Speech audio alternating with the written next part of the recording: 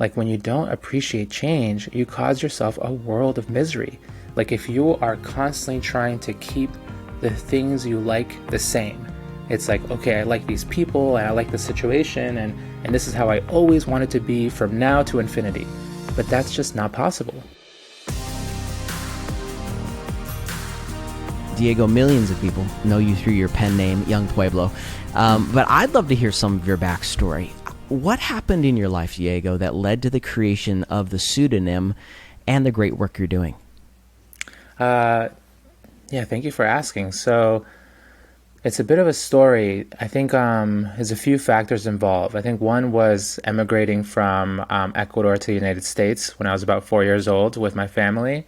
And we moved to Boston and grew up there. But while we were there, we just experienced pretty intense poverty. And I think that really left its mark on me because I just, felt that sense of scarcity, saw how troubling it was for my parents, how they were struggling to pay rent. And that created a lot of anxiety, a lot of fear inside of me that I never really dealt with. But when I got to college, it became a sort of bigger, growing issue that snowballed into really unhealthy habits. Wow. Then what ended up happening was that I was just basically running away from what I was feeling. I would, spend a lot of time partying, a lot of time doing different drugs, just doing whatever I could to get away from myself. And once I graduated from college, the summer of 2011, I basically hit my rock bottom moment where, my life almost ended early because I had just consumed so many drugs one evening that I felt like my heart was exploding. And in that moment, when I felt most horrible and most near death, I knew that like I didn't want to go out like this. I knew that I wanted to live a new life, that I wanted to live in a way that actually helped other people. And I didn't know what form that would take, but I knew that the first thing was for me to just focus on myself and to start really telling myself the truth, because what had gotten me to that point was just a lot of lying to myself. And then after a year of me telling myself the truth, building better habits, and just being radically honest with myself, I ended up finding meditation through my friend Sam, who he was so deeply impacted by it. But once I started meditating, and I had done a few of these silent 10-day courses, I realized that I wanted to write, and this was really shocking. And I ended up picking the name Young Pueblo and just got to it. It's so good. I'd love to get under the hood of what you just shared. You said you came to a place of running from yourself. What do you mean by that? Whenever I would feel tough emotions, whenever I would feel any tension, I would distract myself by either being around people, by playing video games, going to parties, doing drugs, just like whatever I could do to keep my attention externalized so that I could just ignore whatever was happening inside. If you could describe the climate of your soul, chaos, fear, shame, how would you describe the climate of your soul through all of those numbing exercises that you did?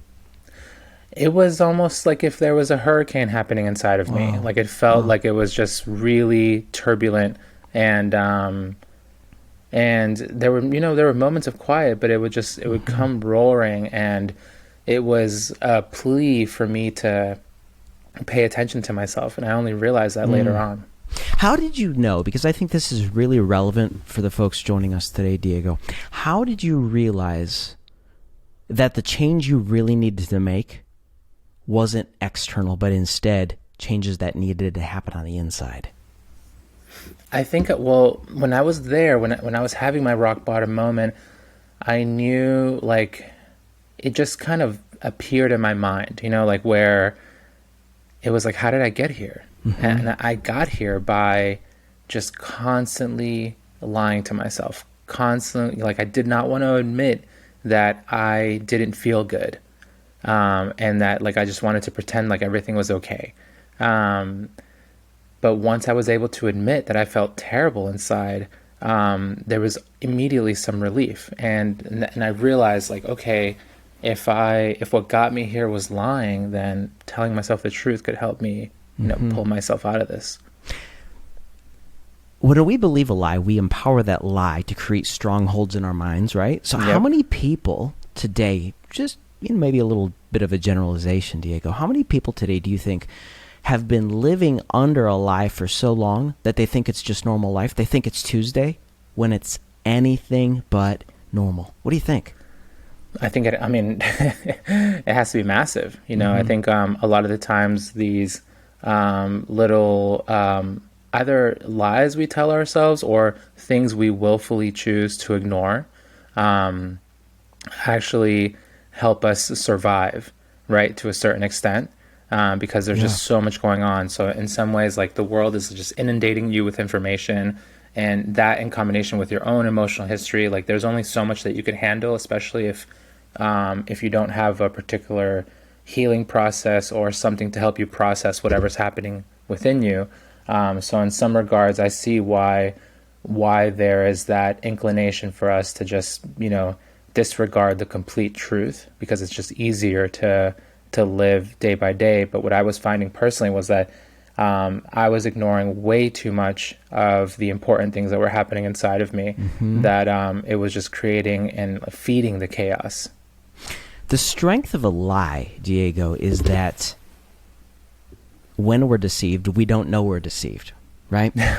So how did you even begin to discern, oh my gosh, I've been living a lie, I've been believing a lie, I've been suppressing these things? Like, what was that moment? Take us inside the engineering of what took place inside your soul for you to go, wait a minute, maybe there's a chance I'm deceived right now. What happened? Yeah, I think I knew that like the lying would happen whenever I would run away. So my plan was, okay, if what I try to do is just distract myself, right? Let me just sit down with whatever it was that I was feeling.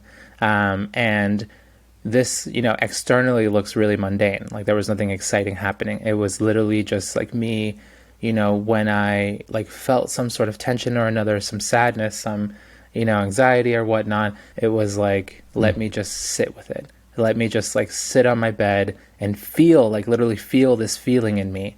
And what I found was like that practice really just amounted to a lot of strength. Like, this like ability to just have self-awareness, because I think to a certain extent you need a bit of courage and a bit of strength to even be able to see yourself clearly. Well, facing our emotions is scary. Like sitting present with the tumult in our soul sometimes is really scary. So for you, I know you remarked in your brand new book, Lighter, you talked about fearing emotions. What did it mean to you to fear emotions? It meant to not be able to be with them, right? Like similar to what I was saying before, was that, I would when I would feel the emotion, I wanted to just be away from it. So I think that was fear, right? Like not being able to embrace my own inner turbulence. So let's just kind of suss this out a little bit. Step one, when you're sitting in your room or on your bed and you're in the present moment with this, what are some of the very first things you began to employ in your life that you'd coach all of us today listening, watching, to say, number one, my life is proof that I can move forward in a position of transformation to wholeness. But number two, it's going to require us to slow down, to face truth, to sit present, to do the work. What were some of those first steps for you? So I think right off the bat, like after being able to sit with myself and just like give myself that challenge of being with anything tough that came up, I also knew that I needed to start building positive habits, like healthy habits. And that looked like, going out for long walks, like starting to give myself more nourishing food, signing up for the gym, and maintaining that continuity even through the winter, even through the difficult times. So often that looked like, I would be outside in the winter, like waiting for the bus so I could go to the gym and things like that. But it really, it was a quite that, especially that first year, it was quite the journey because there was no script. There was no like, oh, this is A, B, and C. This is what you do. Like this is before wellness was even popular, before people were like, before Instagram itself was popular. It was just like, you don't, like I didn't know what to do, and I didn't know where to like get pointers, the way that they're more available now. And what I knew was like, if I was feeling better, if I was feeling stronger, if my mind felt calmer, then I was moving in the right direction. I really appreciate what you just said there, Diego, because one of the things through social media and even the prevalence of wellness in pop culture today is I think sometimes we mistake behavior modification for transformation. In other words, we employ self-help strategies and tactics, but for whatever reason, they don't work, and we're not doing the deep work of transformation. How did you discern self-help from transformation? Oh, that's a great question. I think, and it depends on the person, right? Their own conditioning, their own emotional history, and the tools that really work for them. Because like what works for me may not necessarily work for someone else. But what I found was that the deep transformation began when I started meditating. I felt this, like the tension in my mind was so deeply alleviated, where it was like I did a silent 10-day course, and that 10-day course was more powerful than the entire year of work that I had done on myself previously. But that to me felt like so shocking that this alleviation of all of this tension was real. Like I was so shocked by it that I actually felt lighter, that I went on and signed up for another 10-day course in September of 2012. So that first one was July 2012 and the second one was September 2012. And I think the big difference of what you're saying, right, is that I think a lot of self-help work functions at the intellectual level, right? Like we're thinking about our past, we're thinking about, what trauma points we've gone through, or we're trying to like, practice gratitude, but it's all happening at the intellectual level, where I think a lot of healing and a lot of letting go happens at the level of feeling, literally being able to feel what's happening inside of you and being okay with what you're feeling.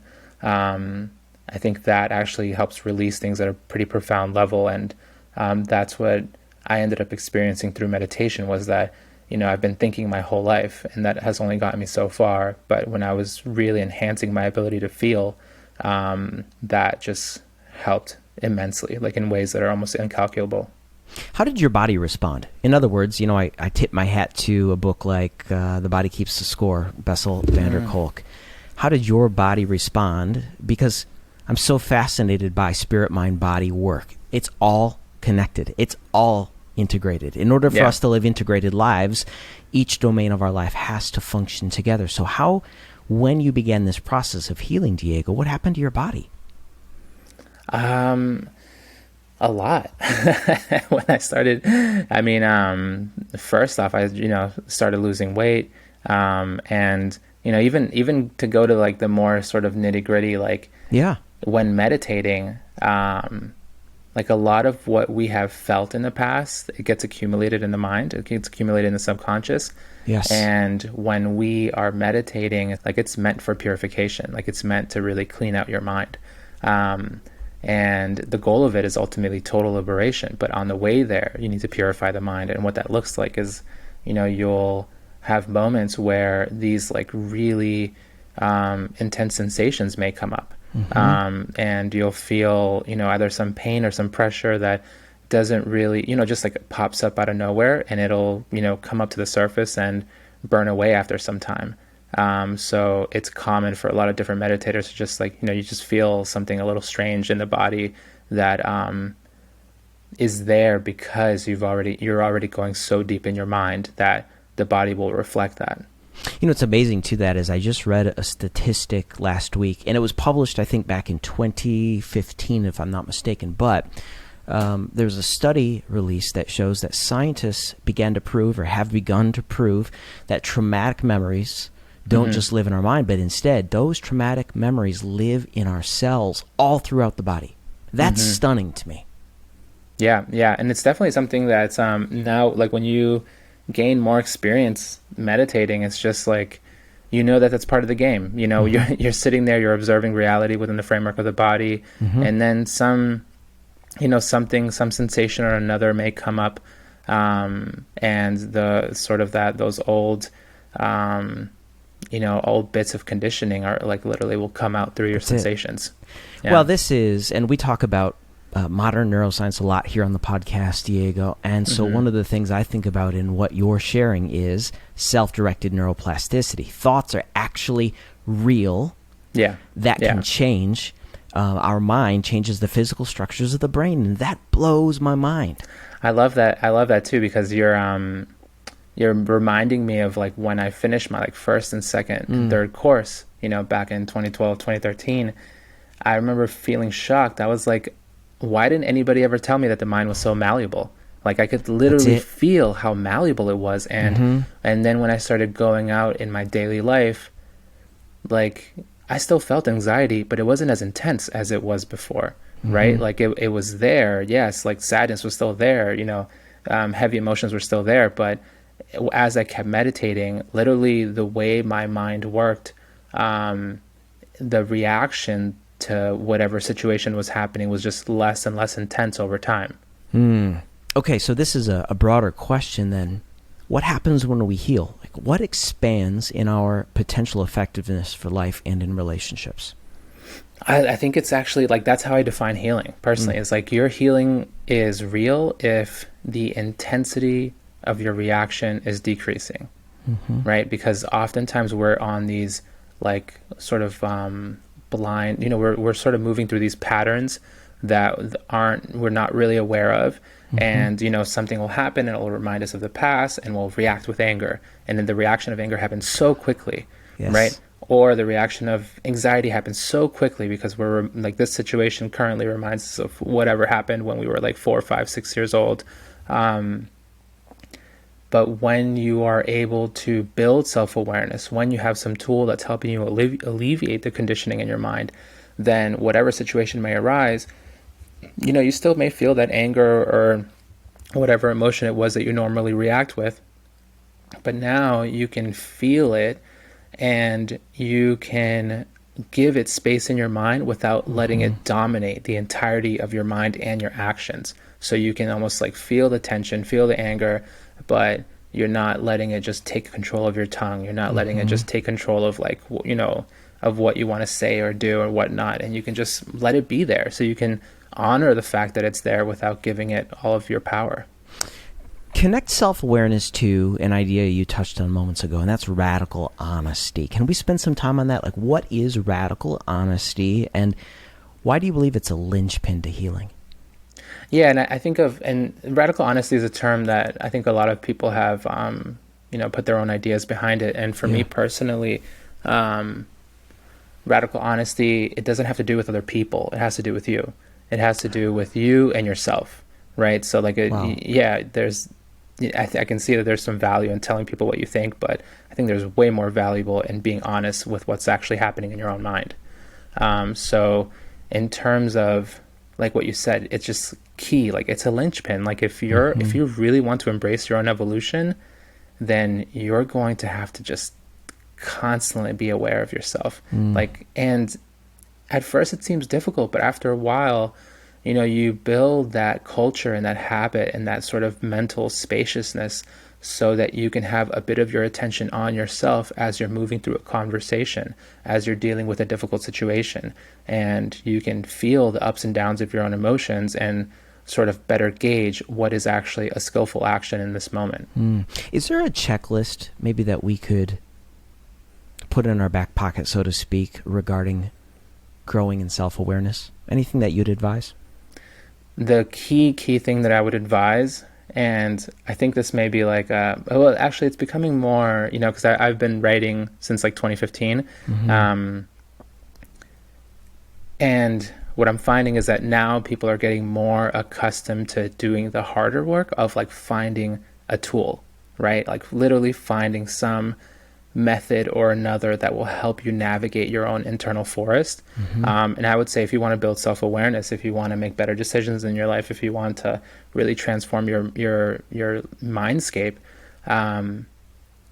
then you need to find some introspective practice, something that really works for you. And it's okay to, like, you know, try out a few different things before you find the thing that works for you, but don't leave something just because it starts getting challenging. Like, actually, that's when things start, I think for a lot of techniques, that's when it really, you know, the deepest work happens. So you have to check in with yourself, like, do I want to find some form of therapy? You know, there's a lot of different forms of Western therapy. So it's a matter of finding something that you find actually challenging, but not overwhelming, and something that really connects with your intuition. And you want the thing to be challenging but not overwhelming, because then you actually allow yourself the opportunity to experience discomfort and become stronger. Yeah, so double click on that. What's the difference between challenging and overwhelming? Yeah, so it's a sweet spot, right? So usually if you're going to try some introspective method or another, it'll be challenging because you're like you're creating a situation where you have to see yourself. And normally, you know, you're seeing yourself probably more clearly than ever before. And that's pretty difficult to be able to accept all parts of yourself. So you want to challenge yourself by doing something new, by picking something up that's helping you build the qualities that your mind needs to be able to live a happier life. But at the same time, you don't want it to be overwhelming. Like if it's some type of process that just feels like too much for you, you know, if going to like a silent, like a 10-day course or a silent 30-day course just feels like too much, that's fine. You know, there's other things that you can do. But find something, and don't, you know, the easy way out is probably not going to give you the results that you want. I think that's something that we also have to watch out for in the wellness world, is like, if it's like someone offering you like a fast, easy, like 5-minute thing that is going to fix all of your problems, like it's probably not going to work in the long term. That's so helpful. So on the flip side of self-awareness though, Diego, you talk about and write about the fact that many of us are ruled by short-sightedness and self-centeredness. How so? I think the two sort of grand motivators in the mind are craving and aversion. And both of them, you know, they both bolster the ego. They both like really give more energy to it. And I think we function in that way because I think first and foremost we're geared towards survival, right? So like that's why the ego's there. It's helping you maneuver difficult situations, and it's helping you get your next meal and procreate and all these things. But a lot of that is based around you know, building up the ego and building up the self, creating hierarchies in your mind and whatnot. But that's not going to lead you to happiness, right? Like if you really want to live a happier life, if you want to live the type of life where you're really embracing your evolution, then you're going to have to figure out a way to live not from ego, but from compassion. Along with that is emotional maturity then. How do you define emotional maturity? I think about it as being able to feel whatever is happening, right? Like giving that space so that you can feel what your emotion is in that moment, but not letting it take over.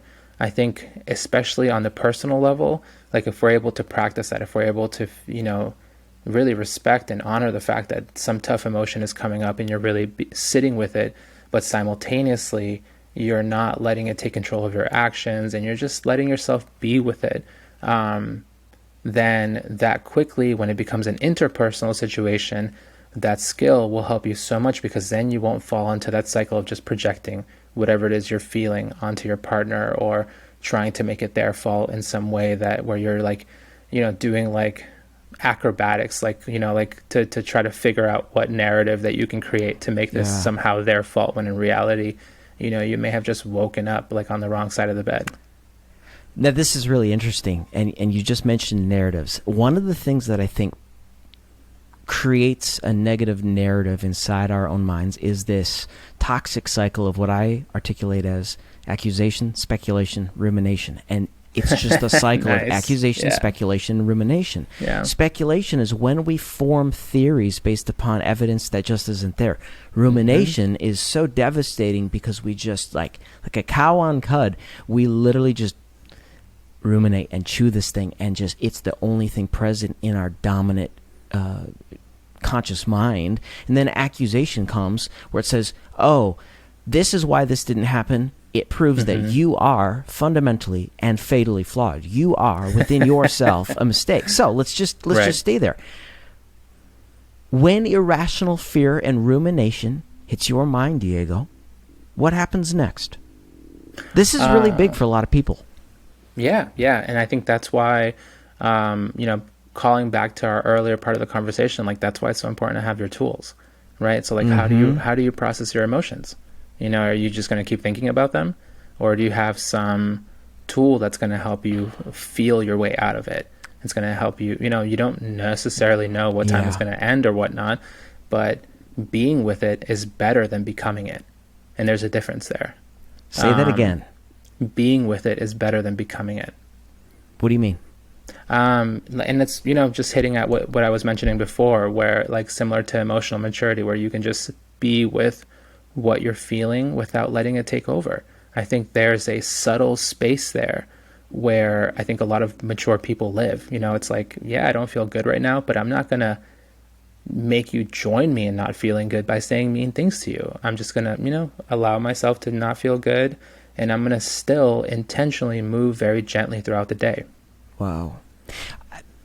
I love this part of your book, and it resonates with so much of my own passion and mission here for life. You wrote this, quote, "Healing does not erase the past, and the point of healing is not to forget what has happened." Now, Diego, I totally agree.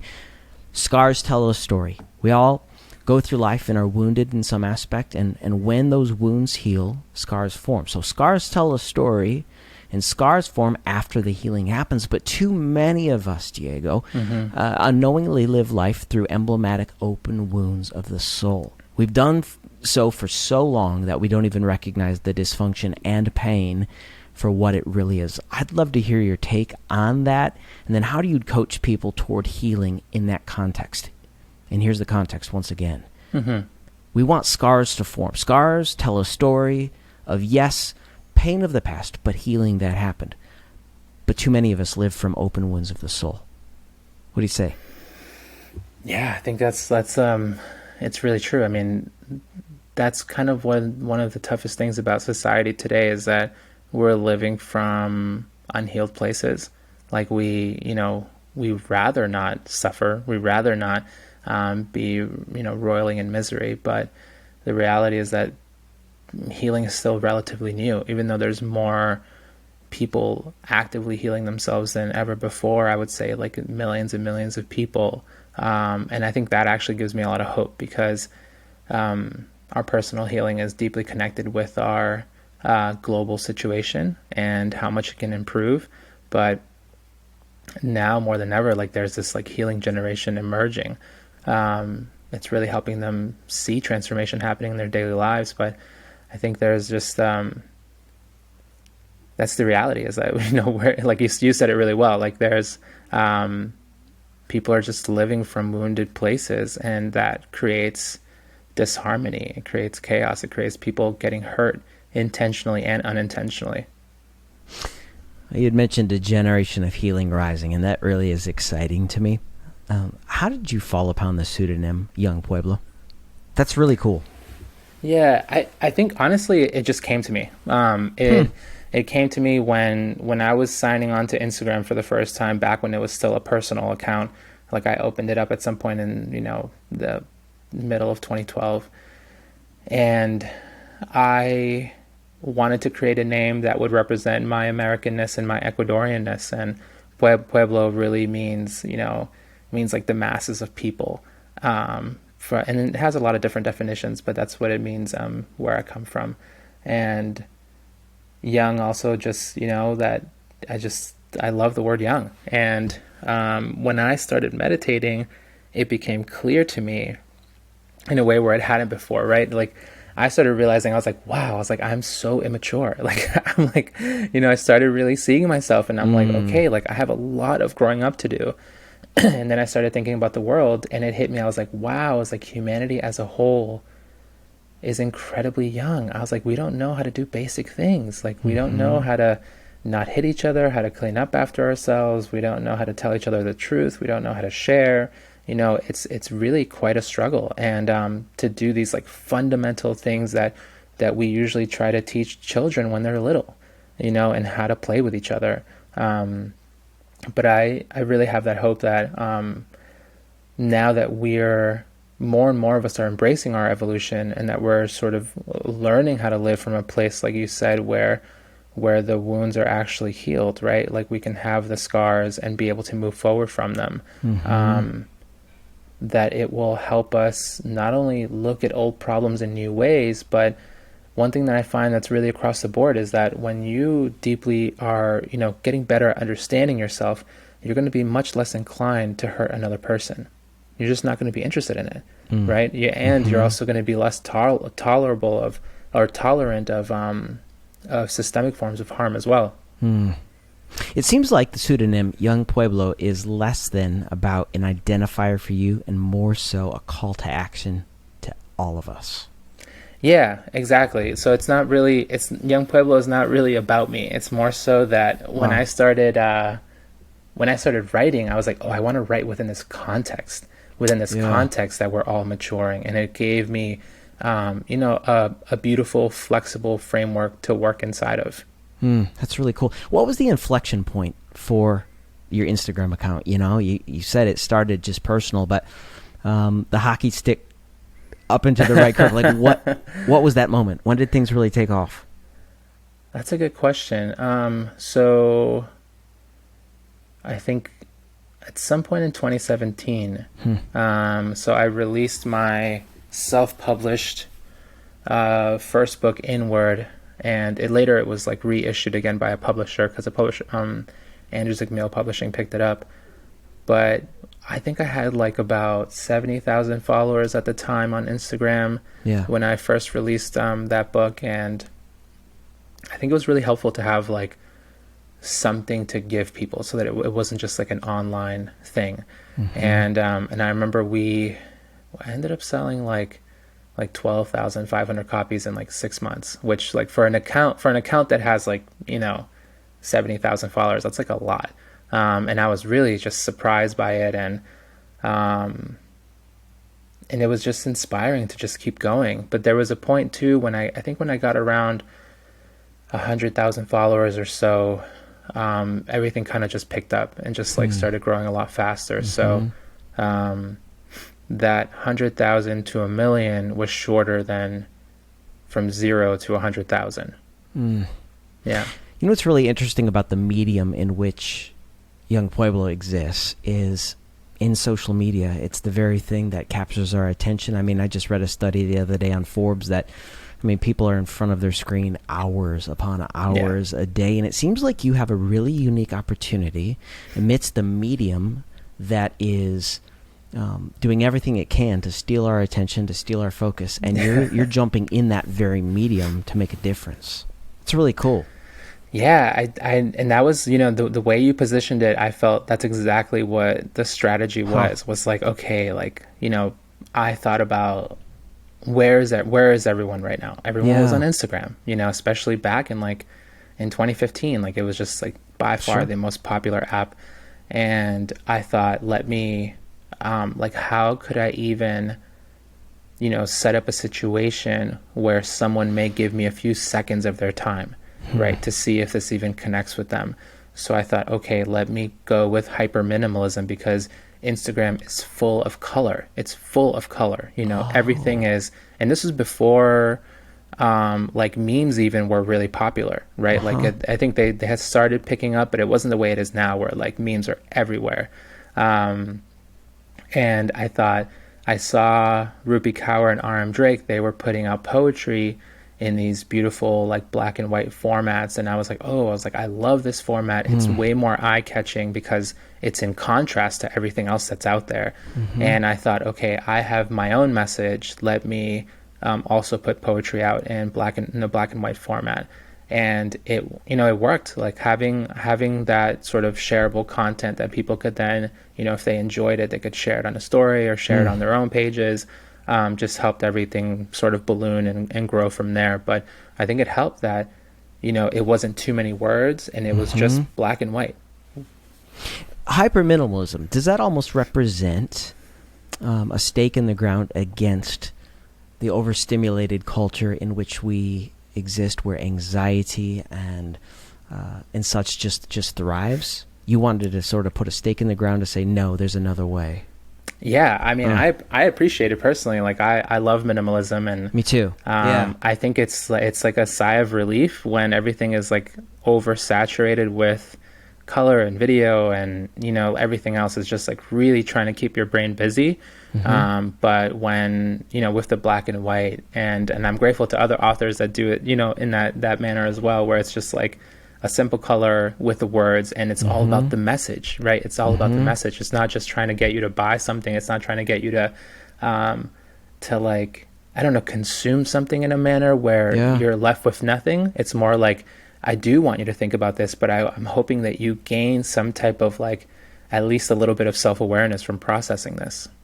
I'm just curious, Instagram has so changed a lot of their business model and is favoring Reels heavily now. Do you ever feel the pressure with the Young Pueblo account to shift sort of your method? Just start dancing? Yeah. Yeah, like walk me through that. Or do you just you're sticking to your guns? Yeah, I've thought about it, but I think what Instagram is doing now is fine. It's evolving. Yeah. I think that they're making space for videos, for Reels. I don't think it's gonna like 100% become the app, but so far it hasn't been that detrimental at all to me. I feel like I was lucky. Like if I was starting now, then maybe I would have to figure out a different way to like use Reels in a way where, what I see some people doing, like combining music with words, and they put it into a reel. But I found that the old black and white still works, and cool. it'll keep working, I think, for a while. But at the same time, like that's one of the reasons why I opened up my Substack is so like in December of 2020, I saw that the Substack, this writing platform, was emerging, and I thought, okay, this would be great because on Substack there's no algorithm, like, right? I don't have to compete with other people to get the attention of people who've willingly chosen to see my material, right? They like followed, but then for some reason they don't get to see what I put out there. So with Substack, it's not like that at all. Like if you sign up, then you'll get whatever I send you. And that's been amazing. So I always knew that Instagram was going to be like a journey, like part of the journey, and that it was going to have its, beginning and end. And when it ends, it'll end, That's cool. Yeah. Well, I want to jump back into the content, and I'd love for you to spend some time on this, Diego. You wrote, your immediate reaction does not tell you who you are. It's how you decide to respond after the reaction that gives you real insight into how much you've grown. Now, here's the part I absolutely love. Your first reaction is your past. Your intentional response is your present. Tell me more.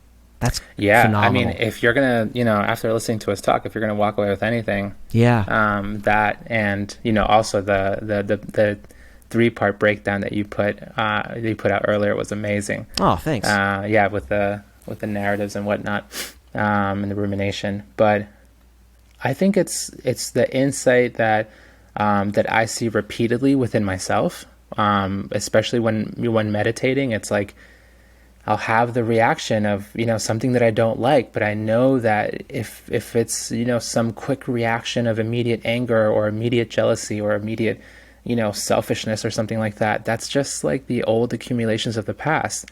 When I give it a moment, right, when I decide not to act on whatever it is I'm thinking, and I give it a moment, then the you that's much more authentic, the you that's being cultivated right now, the one that's intentionally trying to show up in a better way, will come up and say, oh, actually, I'm not jealous of this. I'm actually really happy for them. Like, I want them to have success or whatnot. Or, I'm actually not afraid of this. I think this is okay. This is just another changing thing. But allowing yourself that room to breathe. And this is why I'm so glad that There's so many people writing about pausing so that you can respond, because this is something that's based off of that. Is like you're allowing yourself to pause, you're not immediately reacting, and you're actually allowing your present self to come up and really be the dominant force, as opposed to letting your past just repeat itself over and over and over. Well, that's interesting, because you had talked about strong emotions and reconciling with your past, but when you began to do the work on the inside, you said that a lot of what you harbored inside yourself was already coming up for you to face. In fact, you said this quote, "The sadness was focused on my present feelings of inadequacy, but these heavy emotions were much older than that," end quote. So, Diego, connect present inadequacy to old wounds that infected, here it is, your sense of identity. How'd that play out? Yeah, I think that's something that we often don't realize, and I hope more people start understanding, is that everything that you feel, like, whatever it is that you feel that you're reacting with, it gets accumulated in the mind. So if you're feeling, these inadequacies, if you're like developing really negative self-talk, or if you're just being rough with yourself over time, then it just becomes easier to do that over and over and over again. And you're just going to be, adding to that past way of being. And what's special is that even though you may have accumulated hardcore tendencies towards, all of these sort of lower, heavier emotions, there's always the opportunity to start again. There's always the opportunity to say, okay, you know what? I don't want to show up this way over and over again. I actually want to do something different. I don't want to have the same play between people. Like, I don't need to, if I'm always going to be the same way with my friends, or if I'm always going to be the same way with my parents, let me try something new. And actually what's interesting is that when you try something new and you try to be your present self as opposed to your past self, you actually give other people the opportunity to behave in new ways as well, because you're not going through the moves anymore. You're doing something different. That's so good. Okay. Is that then why much of our struggle is self-imposed?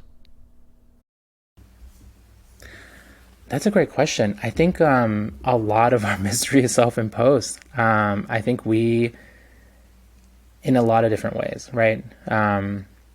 So let's start like with identity in particular. Like, a lot of misery is self-imposed because we carry a static sense of identity. Our sense of identity is not dynamic. It doesn't allow it doesn't give us the freedom to change, the freedom to evolve, the freedom to just like, I have these interests now, but I may not have them 5 years from now. Or this is how I see myself today, but 10 years from now may be totally different.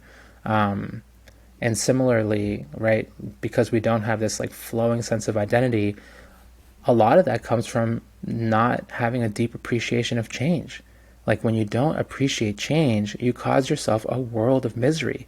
Like, if you are constantly trying to keep the things you like the same, it's like, okay, I like these people and I like the situation, and this is how I always want it to be from now to infinity.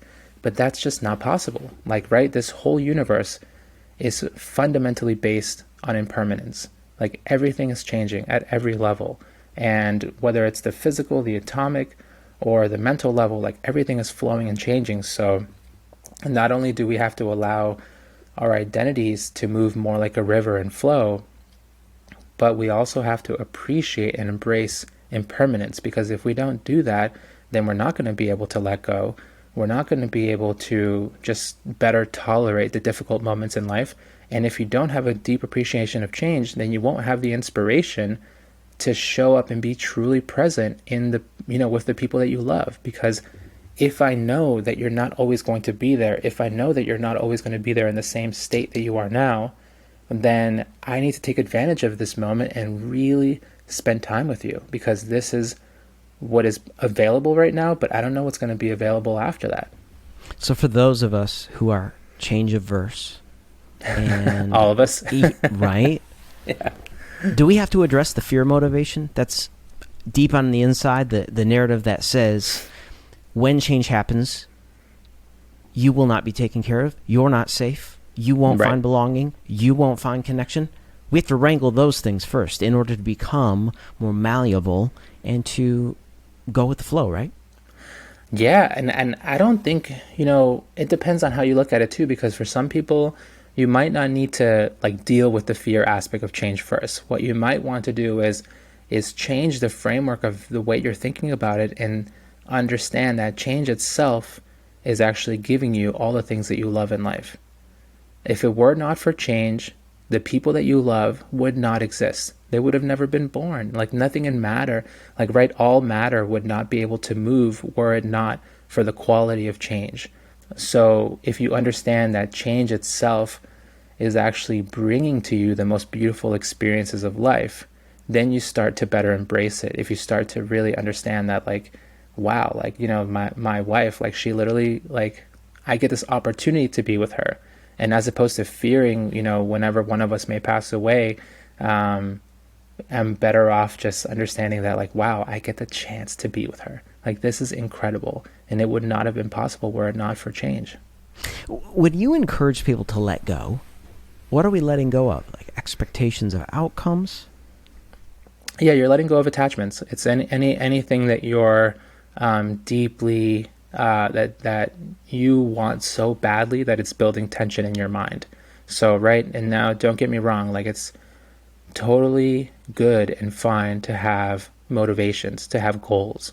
But when you start erring on the side and that goal or whatnot becomes so tense that it becomes a craving, that it becomes something that you're deeply attached to, then you're just going to cause yourself a lot of misery. So learn to work in a manner that's, in a detached manner. And like this, sages have been saying that over and over for millennia, but it's really true. Like we can't be that attached to what we're trying to create. And actually the process of creation will be much more efficient if we're able to say, okay, I want to achieve this thing, but then you don't get the thing that you wanted to achieve. But instead of crying and being upset about it, you're like, okay, let me strategize again. Like, what was it that happened that I wasn't able to achieve? What can I do better next time? And now let me get back to work and try again. Avoidance is the opposite of emotional maturity. Tell me more about that. Oh, yeah. I mean, and that sort of, goes back to where we were, earlier in the conversation, where if you're really going to be emotionally mature, then you're trying your best to embrace what's happening, and that's either like in an interpersonal relationship or within yourself. So we covered a lot of like, how valuable it is to be with your feelings, even the difficult ones. But in an interpersonal relationship, it's equally valuable to have that aspect of emotional maturity, because if you're avoiding the difficult conversations, or if you're avoiding, checking in with yourself so that you're not creating unnecessary problems, then you're just going to create a lot of disharmony. Mm-hmm. What are you most proud of today, Diego? I think probably that I'm not the way I was before. Like I'm not perfect. Like I'm still full of mistakes, and I'm still, I'm still healing like everybody else. Like I'm still on the way. But I'm really happy that I wasn't, that I'm not like numb the way I was before. Wow. And I'm not like, just living a life as if, I don't know, just totally disconnected from everything. Like all of my relationships were so shallow, and, like I wasn't like a nice guy back then. And now at least I do my best to try to walk gently. And that's definitely something I'm proud of. Yeah, you strike me as a person of peace, and even in our interaction today, it's just been such a joy to interact and converse with you. I can tell you've done the work, so well done. Likewise, really enjoying this. Thanks, Diego. All right, so this is just a fun question. You wake up today's Monday. In the process of developing Young Pueblo, how do you know what content you want to create and then provide for the world to see? I'd love to just learn about your creative and writing process. If you'd just be so kind to share, how does it come together? It comes together in waves. That's one thing that I've learned, is not to, like, I'm not the type of writer, like this works for some people, but for me it doesn't, where it's like every day I'm going to write, and I'm going to write like 5 pages, or, I just don't work like that. And when I've tried to work like that, the stuff that comes out isn't good. So what I have learned to do is, like, when I feel it, like when I feel the creative motivation, when something clearly pops up, that needs to be written down, then I take advantage of it in that moment. Like I don't really I don't wait. So that could be, it could be nighttime, it could be the daytime, it could be whenever. I could be on a plane, in a car, but I'll take note of it somehow. And obviously if I'm driving, I'm not like taking note of it, but like if my wife is driving or something, I'll take note of whatever it is that I want to write down more of later. But I notice that it comes in waves. So there will be weeks where I'll write something new every day, for like 2-3 weeks, maybe even a month. And then there may be a whole nother month where there's nothing really new. And that's okay, because I've learned that it's also valuable to explore a particular topic in different ways, to look at it from different angles. So I just, like my social media accounts, like nobody controls them besides me. Like I'm the one doing it all. And I like to just, when I wake up in the morning, I like to see what the feel is for the day. Like how does the day feel? And I'll put something up and it'll either be something new that I've written or something, that I may have shared like 4 or 5 months previously. Well, it's so cool to hear that, because when you post, it all feels fresh. It's like fresh bread out of the oven, and that is so satiating to the weary soul. So thank you for that. Oh, thank you. Yeah, I've been really actively like I care a lot about making sure that it comes from me, that it's not like coming from some machine or something like that. And being able to curate like when these pieces come, it feels like it feels like the right thing to do. It's so good. Diego, this conversation today has been so enlivening for me. And folks, go to the show notes today, right now, wintoday.tv. Get a copy of Diego's brand new book, Lighter. Diego, anything else you'd like to share with the listeners today? Thank you for today. I think just, if you're gonna do anything for yourself, I would really advise, like the same way that you may practice gratitude, remind yourself that change is happening and let it inspire you. Like don't be afraid of change. Let it motivate your actions in a positive direction, because change can really dramatically enhance your life if you appreciate it. Well, listen, for the sake of listeners who might not already be connected with you, I'd love for you to tell people how to connect with you. Instagram, 2.3 million people already subscribe to what you're doing. But tell us how to connect. Sure. So, you can check out my book Lighter, or my two previous book, Clarity and Connection, and I also have one more called Inward. You can find me on Instagram, YUNG_PUEBLO. And you can also sign up to my Substack, youngpueblo.substack.com. So good. Diego, what a joy. Thanks for being here today. Yeah, thank you so much, Chris. This has been really nourishing. Thank you. Thank you.